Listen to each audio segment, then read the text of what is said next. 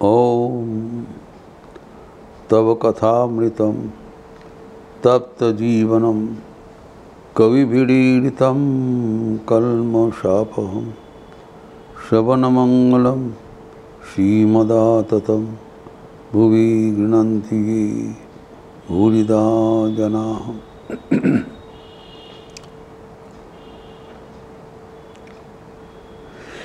हम लोग यह चर्चा कर रहे थे कि भगवान श्री रामकृष्ण यद्यपि योग विभूति सिद्धाई को हीन मान्यता करते थे, कभी भी उसका मर्यादा नहीं दिया, तथापि उनके जीवन में कभी कभी योग विभूति सिद्धाई दिखाई पड़ता था।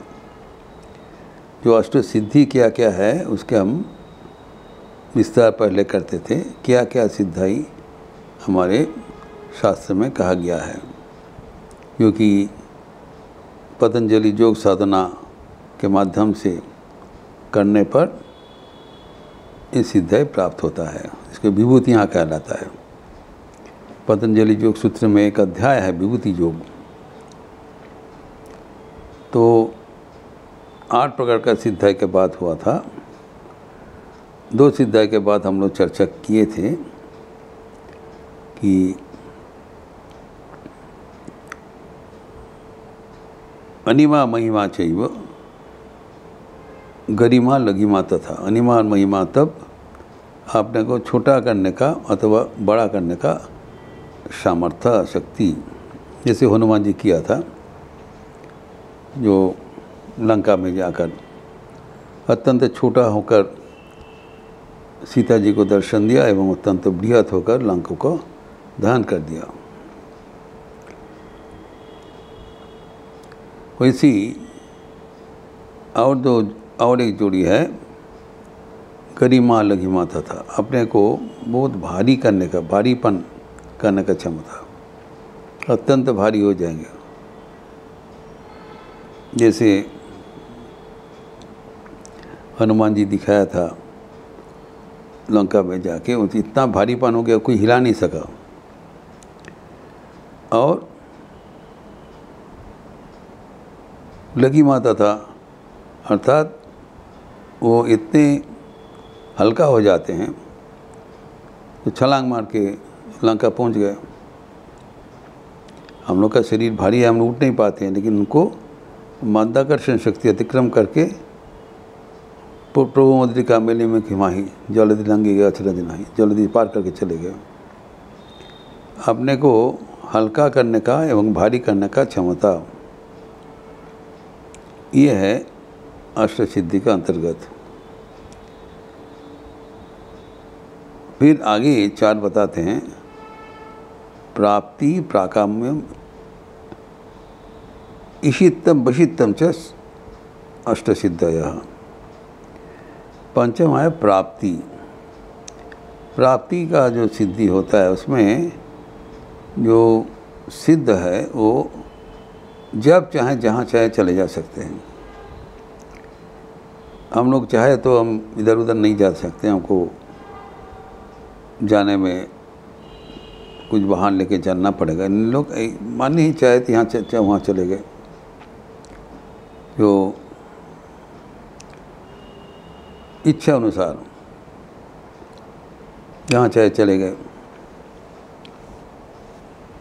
जैसे हनुमान जी अशोक वन में चले गए, जहाँ चाहे इधर उधर चले गए।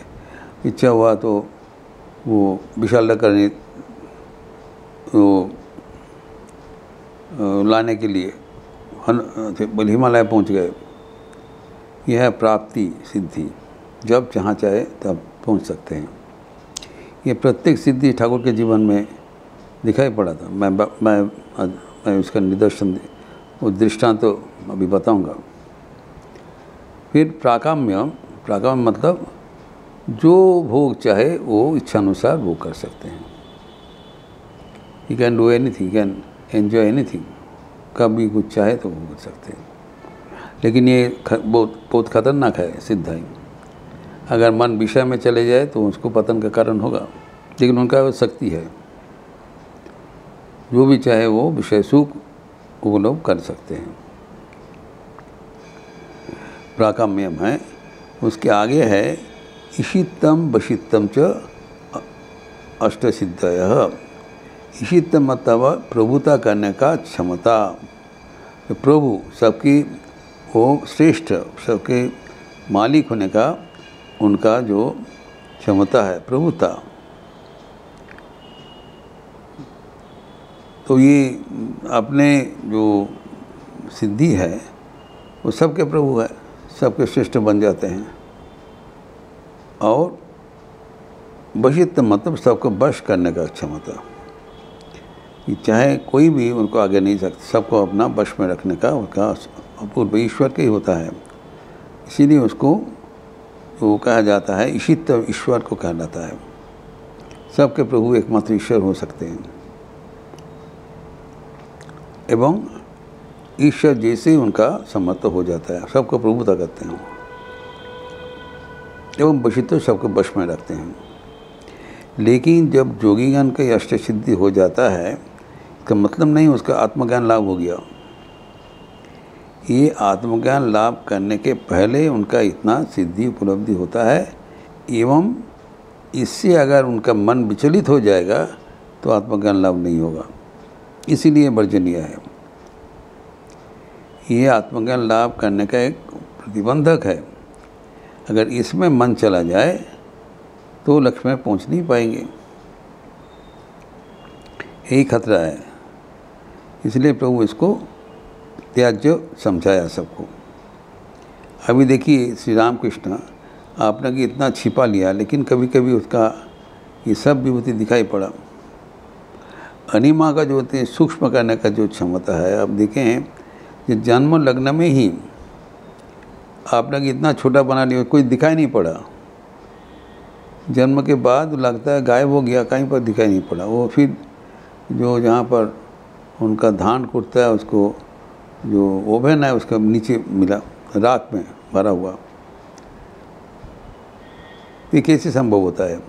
एक जन्मजात सद्यजात जो शिशु है वो इतना छोटा बन के कहाँ चले गए। फिर हम देखे हैं जो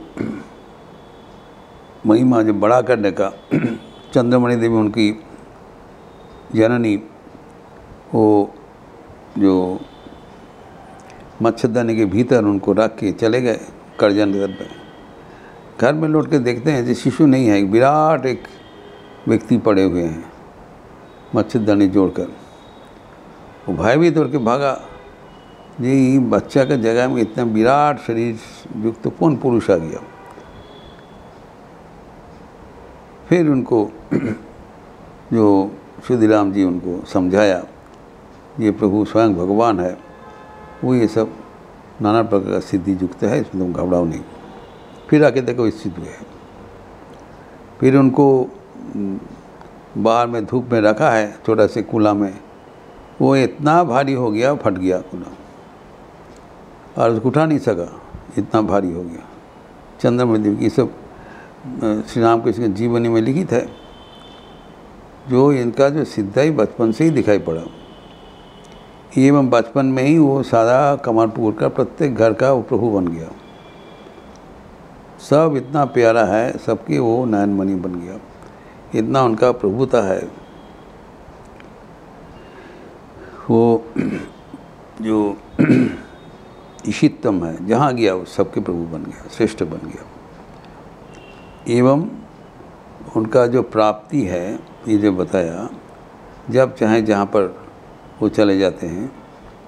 दक्षिणेश्वर में निवास कर रहे हैं। ढाका में कहाँ दक्षिणेश्वर, कहाँ ढाका, और विजय कृष्ण गोस्वामी गया। जाके देखो वहाँ पर श्री राम कृष्ण को दर्शन दिया, वो ताज्जुब बन गए। मैं तो दक्षिणेश्वर में प्रणाम करके आया, ये कहाँ से आ गया। फिर सोचा ये कोई सपना दर्शन होगा, कोई सूक्ष्म ज्योति होगा। तो उनको शरीर दबा के देखते हैं, नहीं ये तो एकदम स्थूल है। शरीर दबा के देखा, बातचीत किया, फिर आके श्री रामकृष्ण को वो व्याख्यान किया। आपको ढाका में देखा ऐसी दर्शन नहीं है, आपको दबा के देखा, आप सही वैसे ही हैं। श्री रामकृष्ण मुस्कुराते रहते हैं। फिर दक्षिणेश्वर में है नरेंद्र नाथ, कहाँ शिमला में, कोलकाता में। रात को चले जाते थे, रात बाद श्री स्वामी जी के साथ वो रहकर उनको नाना सत्प्रसंग करके फिर सुबह चले आए थे। कई दिन हुआ। नरेंद्रनाथ स्वयं बताया कि प्रभु के एक अलौकिक यह प्राप्ति जो विभूति है उसका लक्षण, जब चाहें चलेगा। अनेक दृष्टांत है उनके जीवन में, यहाँ पर है वहाँ पर चले गए, यहाँ पर है वहाँ पर वो दक्षिणेश्वर में है, वहाँ पर का सुरेंद्र का कोलकाता का दुर्गा मंडप पे हाजिर हो गया।